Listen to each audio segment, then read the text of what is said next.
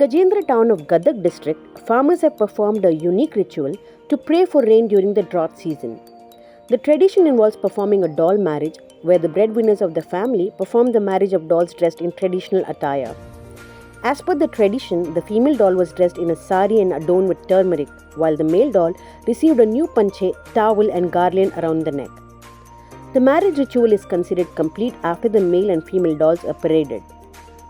This ritual took place at the Mysore Mutt in Gajendra town and is one of the various rituals performed to please Lord Vishnu during droughts.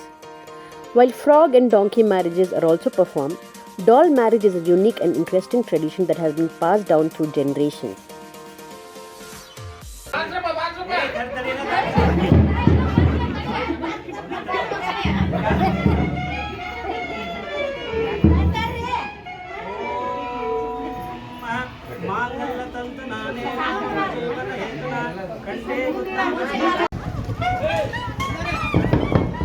ಪೂಜೆ ಮಾಡಿ ಬರಮಾಡಿಕೊಂಡು ಇಲ್ಲಿ ಲೋಕ ಕಲ್ಯಾಣಾರ್ಥವಾಗಿ ಎಲ್ಲರಿಗೂ ಮಳೆ ಬೆಳೆ ಆಗಲಿ ಅಂತೇಳಿ ಒಂದು ಸಂಕಲ್ಪವನ್ನು ಇಟ್ಕೋರಿ. ಎಲ್ಲರೂ ಸಂಕಲ್ಪ ಮಾಡಿ ವಿವಾಹ ಮಾಡಿ ಶಾಂತಿ ಮಾಡಿಸ್ತಾರೆ.